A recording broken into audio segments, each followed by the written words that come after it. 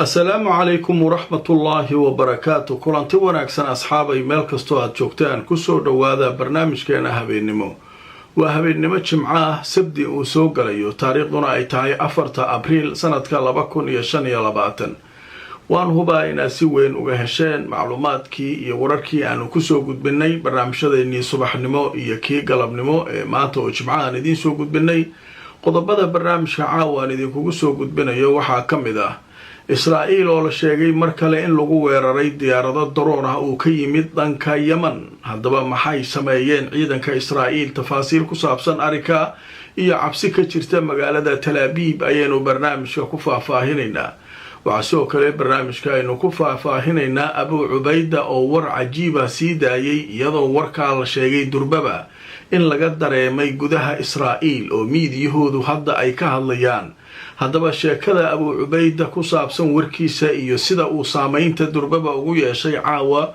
Israa'iil gudaheeda tafaasiil ayaan idinkaga hayaa waxaa sidoo kale barnaamijkan idinkugu soo gudbin doonaa arrin cajiiba oo ku saabsan in ciidamada Mareykanka saldhigyadii ay ku lahaayeen koonfurta Kuuriya oo ay yaaleen gantaalaha casriga ee Patriotic in la soo raray oo la keenayo gobolka bariga dhexe kadib markii ay kululaatay sheekada ku saabsan xuutiga arintiisa oo wali loo caalayahay iyo cabsida laga qabo Iiraan in markaa iyana ay weeraro soo qaado haddaba bariga dhexe waxa uu horay u geeyay Mareykanka sawaariikh maraakiib dagaal iyo diyaarado wax bamgareeya maxaa ka soo socda halkaas sheekada ayana barnaamijkan ku faahfaahin doonaa inta aan ku jirno barnaamijka wixii qodob ah oo dheeraad ah soo kordhana waan idin la socodsiin doonaa Safari Remit waxay ka caawinaysaa inaad reerkaaga iyo saaxiibada ku nool dalal dhowr ah aad gaarsiisid wixii aad ugu tala gashay ilaa iminka wadamada ay xawaalada kugu diri karto waxa kamid ah Kenya, Soomaaliya, Uganda, Djibouti, Ethiopia, Sudan, South Sudan, Tanzania iyo Turkey qiimahana aad ayuu u jaban yahay marka loo eego shirkadaha kale ee ka shaqeeya xawaalada xawaaladan waa online internet plus waa adeeg ay macaamiishu ka heli karaan internet fiber ah oo xawaarihiisu yahay 20 megabytes per second ayna la socdaan rasiifar ay ku jiraan in ka badan 4,000 oo kanaal iyo 100 daqiiqado oo ah ku hadal bilaash ah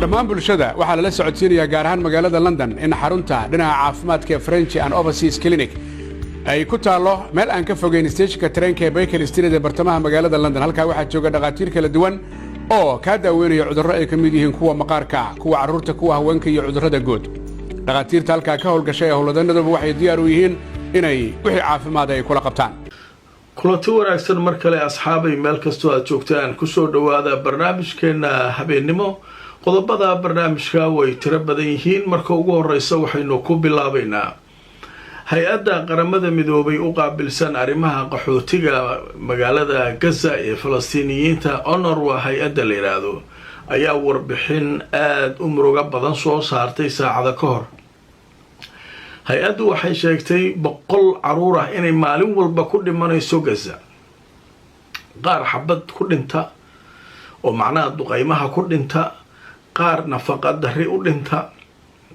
qaar cudurro u dhinta waxaasoo dhan waxay tiri waa wax laga qaban karin dagaalka waa la joojin karaa nafaqa darrada raashin iyo cunaa loo geyn karaa waa laga hortegi karaa cudurrada qaarna waa la daweyn karaa laakiin fursadda maysan helin caruurta 100 cunug ayaa celcelis maalintii ku dhimanaysa Gaza adduunku marka waxay tiri waa in arrinka uu ogaadaa in maalin uun lagu xisaabtami doono adduunyada in maalin walba 100 caruur hal meel ay ku dhimato la iska fiirsado wax maaratay aqligu diidayo way tiri waa hay-adda qaramada midoobay u qaabilsan arrimaha qaxootiga waxay ku baaqday degdeg in loo joojiyo dagaalka iyo duqeymaha lagu hayo caruurta in la furo macaabirta ama goobaha ay ka gudbayaan gargaarka si caruurta cunada la'aanta hayso ay markaa wax u noqdaan oo markaa cunadooda loo gaarsiiyo dawooyinka loo gaarsiiyo marka arrinkaa waxay ugu baaqday hay-adaha ay khusayso qaramada midoobay golaha ammaanka ururada caalamiga ah in laga shaqeeyo sidii caruurta loo badbaadin lahaa haddaba qodobkaa aada u muhiim u yahay intaa ayaynu kaga gudbaynaa. maantana waxaa dhacay sidaan barnaamijkayga hore ku sheegay mudaaharaadyo meelo kala duwan wadamada carabta. waxay ka dhaceen yeman iyo morocco, mauritania, waxay ka dhaceen urdun, meelo badan ay ka dhaceen algeria weliba safaaradda maraykanka la weeraray oo dad mudaaharaadaya iyo booliiska ayaa iska hor istaagay. markaa sheekadu aaday markaa usoo kululaanaysaa. meelo kala duwan ayaa mudaaharaadyadu ka dhaceen oo wadamada carabta ah. sidoo kale britain yurub ayaa loo ballansan yahay oo sabdi ah in mudaaharaadyo ka dhici doonaan london, baris, germany, sweden iyo meelo badan ayay dadku isku ballansadeen. dhammaan mudaaharaaadyadan waxaa looga soo horjeedaa duqeymaha arxan darada israa'iil ay ku hayso gaza, waxaana lagu taageerayaa xuquuqda shacabka falastiin gaar ahaan reer gaza. waayahay abu cubayda ayaa war soo dhigay boggiisa, wuxuuna ku sheegay sheeka ilaa haddeer aan idila hadlayo aljaziira ay ka hadlaysay meydiyihii israa'iil saameyn weyn ku yeeshay. abu cubayda waa tii maalmihii lasoo dhaafay aan haddan halkan idinkaga soo gudbiyay. xataa khariidadii meesha ay israa'iil waxay tiri dhowr goobood waa in dadku ka guuraan, waa inay dadku isaga baxaan goobahaas. sababtoo ah waxaan doonaynaa inaynu rushayno oo markaa bambooyin ku garaacno. marka dadka rayidka waa inay isaga baxaan. dadkii de meelay aadaani waayeen. marka waan idin tusi doonaa khariidadii aljaziira iyo wixii oo dhan baan idin hayaa ay kaga hadlaysay arrimaha dhowrkaa goobood. laakiin waxaan markan abu cubayda soo hadlay, wuxuu yidhi sheekada marka la yaab kale uu ka hadlay waxay tahay, wuxuu yidhi abu cubayda nisf ama kala bar qolooyinka aynu hayno ee maxaabiista noo ah cadowga, kala bar waxay joogaan meelaha ay israa'iil tiri ha laga guuro. kala bar meeshaasaan ku haynaa. marka waxaan idiin sheegaynaa, waan idiin dignay, annagu waxaan go-aan ku gaarnay inaynaan dadkaa meeshaa ka saarin. dadkiinii noolaa ee maxaabiista ahaa ayaanu meelaha ku haynaa. u fiirsada, dadkaa meesha kama saarayno. annagay ayagoo isa joogaynaa ee bambooyinka soo tuura. bambooyinkii aad sheegayseen ku soo garaaca, ogaada dadka kanu inay meeshaa joogaan, wayna tegi doonaan, waa dhiman doonaan. annaguna waa israacaynaa, dee dadkeenna waardiyaha u ah iyo ayagu waa israaci doonaan. annaga go-aan waxaa ku gaaran inaan ka saarin meesha. marka adinka idin jirtaa, waan idiin dignay. haddaba maxaabiistu hadday halkaa idinkaga le-ato nasiibkii. fiiri, taagtiig waa caqligaa la ciyaarayaa meesha. dadkii ha guureen, iyada caqliga ka wadataa inay dadku wada cararaan, tartiib iyagu duqeeyaan, meesha qabsadaan, haddana halkan ha ka guuraan, halkaa ha tagaan. taatikee dhigteen, ayaga farsamay dhigteen inay dadkii si tartiiba magaaladii ay ku qabsadaan ay rabaan. caqliga abaanduulaha cusub waaye. laakiin nimankaanusan aqoona leeyahy. nimanka wacfalaqayna waxay leeyihin nimanka alqasaam la yidhaha niman imtixaana waaye. meesha ha laga guuro aad tiriyaan kuwaagii ku hayaa, mana guuraayo. soo tuur bamka. hadday leedaan nasiibka xaguu aadaan marka. dadkiisii oo layna waa loo sii sheegay. markaasaa israa'iil oo dhanaa kacday. war sidee waxu jiraan? war bini aadan ma tihiin miya? war netanyahu iyo kooxdiisu ma dadkii haddana laynaysaan? war abu cubayda warkiisu waa maqlayseen. waa waxa buuq ka socda. berito iyagana waxay u ballameen mudaaharaad guriga netanyahu, wasaaradda gaashaandhigga waxay leeyihiin waxa aa wadaan joojiya. duqaymahan ka joojiya meesha. dadkan aa ka guura leedihiin meesha joojiya. fiiri, waa laysla ciyaaraa meeshaan. netanyahu iyo kooxdiisa waxbay soo fakarayaan inay ku dabaqaan gaza. nimankanu dee waxbay dabarayaan, waa lagu dabaqayaa. marka nimankan gorgortankooda ugu weyn muxuu yahay? maxaabiista ay haystaan.